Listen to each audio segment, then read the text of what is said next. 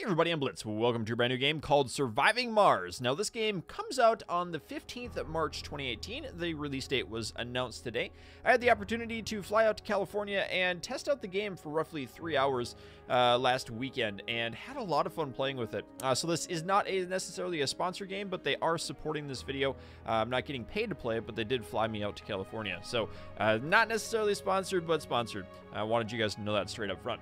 Anyway, this is a game that is developed by Hyamont Games. You might recognize as the developers of most of the Tropico series, and it is published by Paradox, who you might recognize by City Skylines and like Stellaris or Hearts Iron, those sort of games. So you got this really good feeling of like a city builder mixed with a planet builder kind of game, and it's based on surviving on Mars. Like, it's based on the technologies that we have thinking that will help us out on Mars. Now, there are some things. It's obviously a video game. It's not going to take months and months and months to get a shipment from Earth, but it is still kind of cool making concrete on the planet Mars and then using that as to build up your structures, managing resources, and those sort of things. So I'm going to do the best I can to walk you through a couple of videos, like one today, one tomorrow, and probably one on Saturday or Sunday as well. Editing it down a little bit so it's not going to be over the top, and it is all post-commentary because I didn't have a way to record my audio in a professional audio quality sort of way. So it starts the game by getting a mission sponsor and a commander profile, a company logo, and a mystery, and then that develops your difficulty bonus. You can pause that and look through all of those. I picked the Hydro Engineer because I really am a hydraulic engineer in real life. Like, that was my job before I did YouTube, so I thought that would be kind of fun. Hydraulic and hydrologic engineer was my job description. So the next thing we do is we pick our payload. We send in prefabricated buildings, different RC rovers, and then we can do drones and concrete and metals and polymers, machine parts, electronics, all that fun stuff.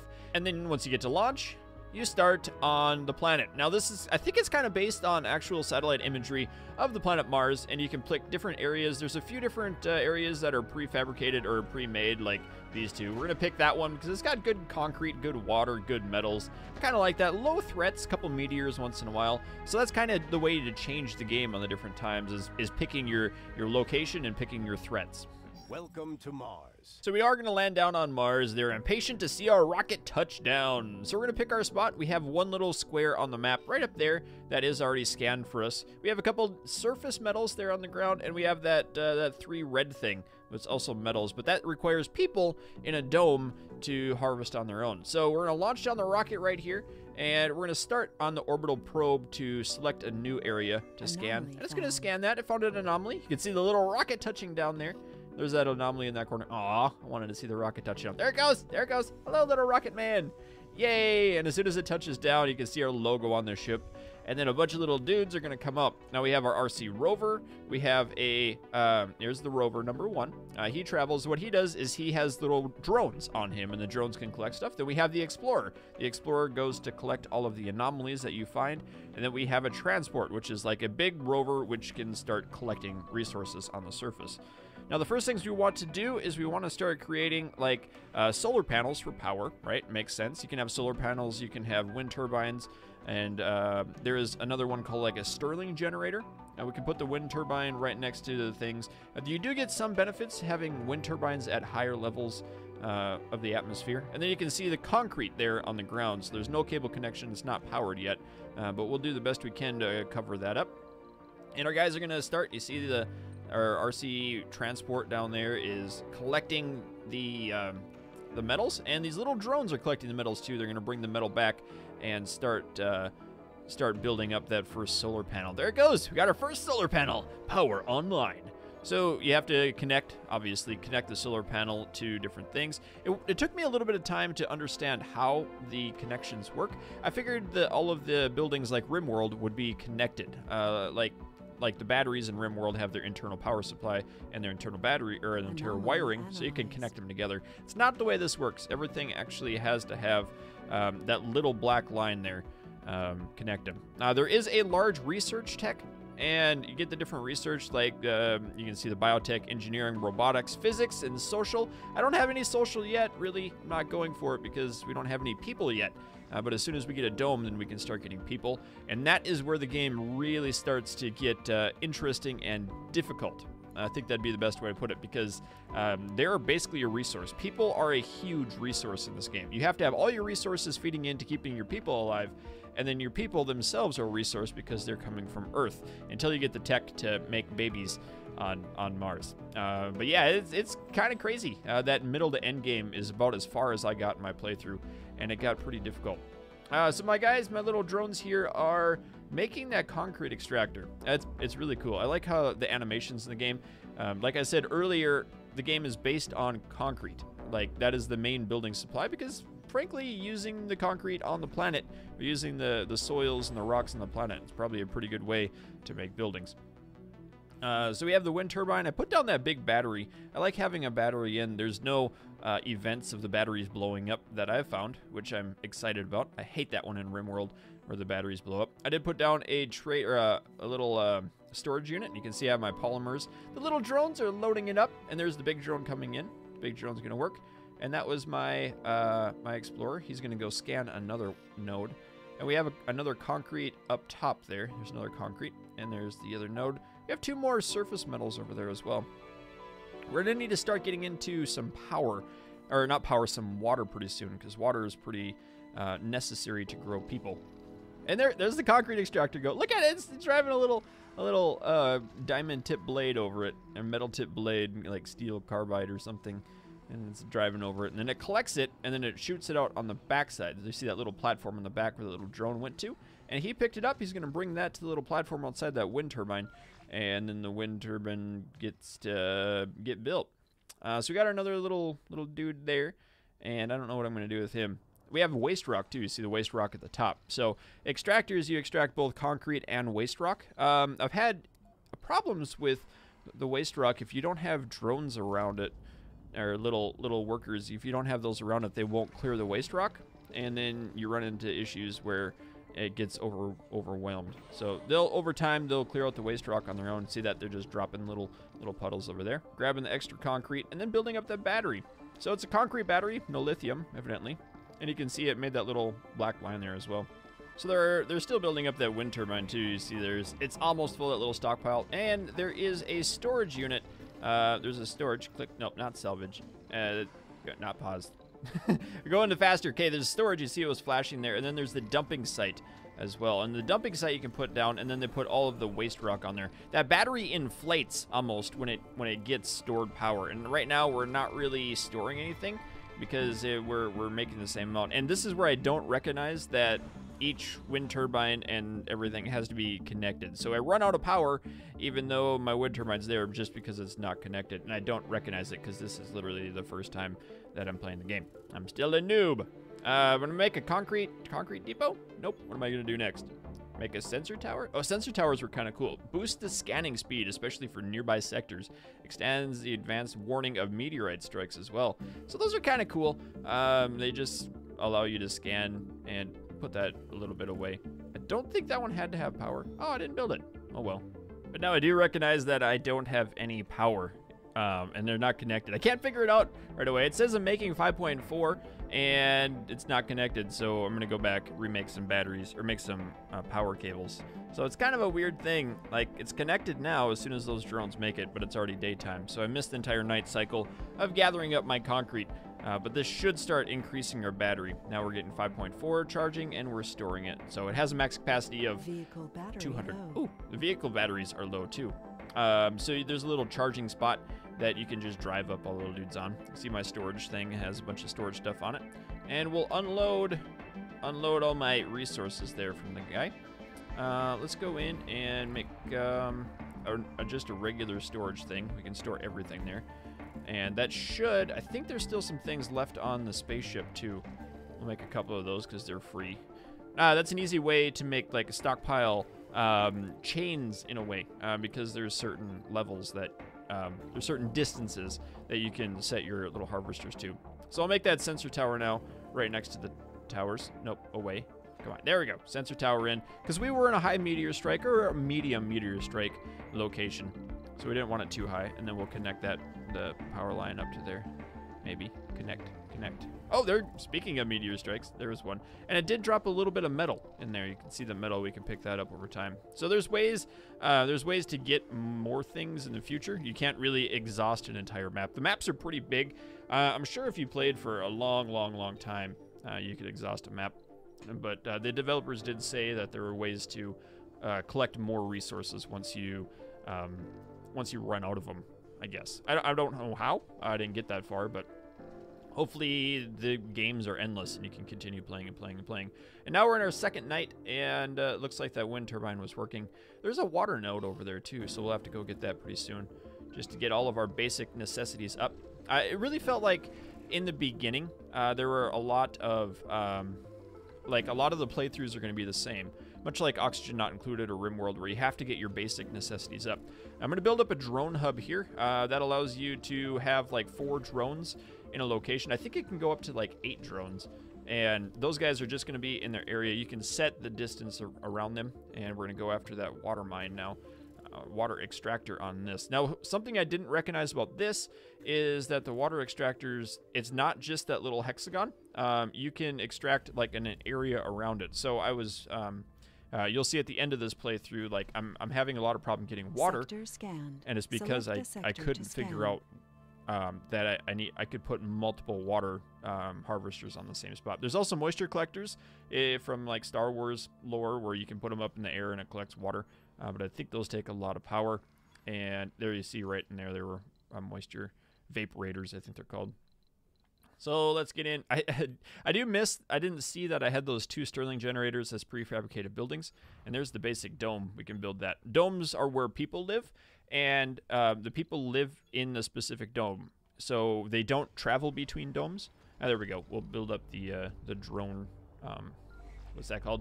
The drone recharge thing. I'm going to build it up, and then we'll just drive our little dudes over to it, and they'll fill up the stuff. There you go. So watch that. Watch the power get filled up. Just starts charging, and a little battery goes up and up and up. I like it. It's a pretty cool thing. So we do have we're waiting for fuel to launch that rocket up. And I think the people that I had, the USA allows for 4. Those are my sponsors. They allow for 4 different rockets at any given time on the planet or in transit. So you can't have more than that. You can buy them for $3 billion each, I think, an additional rocket, which it takes a long time. You can get the special metals and other things that you can export back to Earth. So that's how to get money if you need it. So bring it back. We'll go look at our water supply. Now we will need to bring over some resources to it. I'm going to send over both my rover and my transport, and we'll start up another research. Let's do... Which is this one? Allow cleaning is salvaged and destroy buildings. Yeah, that's kind of nice. I didn't go for that one. I really wanted to get a lot of the vaporators. That's kind of what I was chasing towards the end of this, towards the end of the playthrough as well. I was going to go for a lot of the vaporators to get a lot of water, because I didn't understand that I could get more water off of one specific node. I'm going to continue scanning until I can see these, and there we go. So our little dudes get out, our little drones, and they're gathering resources from the back of that transport, and then they build up the moisture harvester. Cool. So it works, but now we need to start building in our what are they called? Yeah, we need power lines over to it, which takes a long time to drive over. Hey, there we go.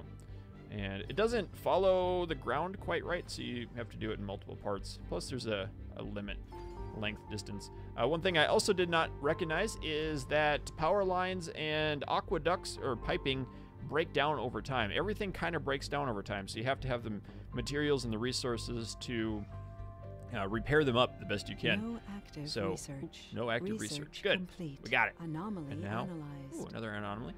Oh, there's the drone hub. So I can build the drone hub now, not have to take the prefabricated buildings from Earth on their ships. Cool. So let's get that. They're going to build up all of the power lines if they can have metal. I believe it's metal. Right? Yeah, we don't have any metals on that guy. You can see a few of them have been built. So we'll unload the resources. We'll unload them, all of them, on there, and we'll grab metals from that thing. So it's kind of a balance. Like, you want to bring ships back with resources, but it takes a lot of money. So you want to have enough resources at all times to repair, and then you kind of get into the creating of the industries. So you start with the rare resources from your ship, and then you build the industries up on the planet itself. So my guys are building up very nicely. You see there's a little bit of surface metal over there. They're building up a few more. There it goes. So it's not just little bitty chunks too. It's they build up a long stretch of it at any given time. We have a few more little pieces to build on this side. Hopefully, you see our little drones with the transport drone ship, transport carrier, RC transport, I think it's called. Will help that. Air production. Oxygen can be extracted. We'll have to get that eventually. You can see there's a lot of technology too. This game, I think a playthrough is going to be quite a long time. I'm not exactly sure how long it'll be, but it'll be quite a long time. So we'll get an oxalite generator going, which creates oxygen. There's the drones picking up the surface metal, bringing that back for our first little, our first little deal is almost done. We need a little bit more, so we'll bring it back. You have to make sure that little blue giant hexagon is in the right area, and then the drones will be working within that. Oh no, I made them drop. So the other guy's gonna go pick it up, and he'll drop that off, make it up. So it's kind of cool trying to balance the distance with where your resources are. So there'd be a lot of chains, like resource chains to get things from one spot to another. Cool. So we can start off buying a rocket if we wanted to, if we had that 3 million funding, which we don't really want, but I'm going to do it anyway because I didn't recognize that I can just click cargo rocket there, because it has 3 rockets and 4 rockets available. So I could get 2 drone hubs if I wanted. I don't need any. I didn't understand what this screen was, because this was the first time that I did anything with it. So the moisture vaporator there, you see that. We have polymer factory. I wanted all of these prefab things, the machine parts and the Stirling generators are really cool. We have those. We have 2 of those, so I didn't grab another one, but I didn't recognize that I had another one. And they are expensive. You see that machine parts factory is $400 million. And then any money that you don't spend, you can kind of wait a little bit. So we still have 420 million, and then we have a few rockets that are available. The rockets themselves are free to launch, and they're reusable, so you can keep going over time. I really didn't understand at this point to playing what everything meant. So the first couple of times you play are going to be a really big learning process, and then I think everything after that is going to scale very nicely. So you'll understand very specific things to scale. So that little pipe thing on the top, that means there's pipes. It's needed pipes, and you saw the aqueducts in the last thing. We'll get another wind turbine or 4 or 5 out here, just so we can get power running at all times. We'll have to connect those up. Did talk to the developers about this, and they basically said that you want to have like a good balance between wind and solar. Sometimes you get a dust storm, and the dust storms give a lot of wind power, but they also cover up your solar panels. So having a good amount of batteries to harvest all of that and save it up. And then you might have things break down. You don't have enough machine parts to make it work. So there's a big balance of trying to keep the power and trying to not keep the power, if that makes sense. It doesn't. I'm just talking now. No, I'm kidding. I understand what's going on. But I do need to start making this oxalate, or moxie. I guess it's moxie. And we have to connect that to the water production. So let's get the pipes going on. And there's the dome. So we'll start up the dome. And I did ask the developers like where the best place to put the dome, and you want to have the dome next to like that what's it called? The metals there. You see the metals, and you want the dome next to it because your workers have to go do it. Those can't be mined with the drone, so you have to have the dome next to it, not over top of it. So I did a little cut there because I was talking to the devs about that, and it's a little bit weird if you've never played it. You don't really understand. You can see that I have a few of these still not connected, because I'm still in the thought process of them working together and connecting. But that little black plug-in line makes sense. And we do have new sector to scan. And we do get some more money every time you do that, and we found some more water that we can get as well. So we need to start hooking up the pipe works here to bring the pipes over. I don't remember when I do that. We'll explore another sector, and it should go there, or the probe should look at it. So we need to get those pipes going. Blitz, make the pipes. Make the pipes, you nerd. You don't even know what that button means. But you'll see now in the life support that there's a water tower that we can have for storage, but we don't need that there. We're gonna build that closer to our dome. And once we have that, I like doing a water tower and an oxygen tank. I liked having both of those together. They use the same piping, but they're not connected. So you don't really want to connect your water and your oxygen to the same pipes. I don't think they use the same one, so that would make sense. And I do have the rocket in. You can see that there's a rocket at the bottom coming in. We'll drive in another oxygen pipeline here, all the way up and over. Bring it up and then back over to this side. And all of this is going to start breaking down eventually because I made a long way. And the developer's like, why are you make it so long? And I'm like, I've never played this game before, and you gave us no instruction. So that was what's going on. So it's going to take a little bit of time for all of these guys to make it. And you can see I'm hooking up the dome itself to the pipelines. And I think that might be a really good spot after this ship lands. Yep, land that ship close to our original drones here. There you go. Right, we don't want it to overlap too much. And it can come on down. Come on down. Oh, sometimes with those anomalies, you see that in the top left. Ooh, there comes another spaceship. Sometimes when you research those anomalies, you get more research from them. So it's like alien tech on the planet, or you just understand something a little bit better about the planet. So we're gonna bring our two little drones back. We have a little bit of area right in the middle here. There we go. Another sector scanned. Select a sector. You want to keep going scan. at those at all times, and I like doing the ones around me.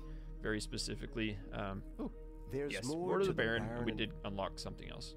Cool. Oh, and No then finally, active right after I do research. that. Research complete. So let's get that drone. What are we gonna pick? I don't remember. We'll pick that one. I didn't actually pick anything. You nerd. What are you doing? Anyway, guys, I think that'll wrap it up for this first little clip today. I hope you've enjoyed this little preview with Surviving Mars. If you did, let me know. Stay tuned for a couple more videos of this on my channel. So thanks for watching, and keep your stick on the ice. We'll catch you next time.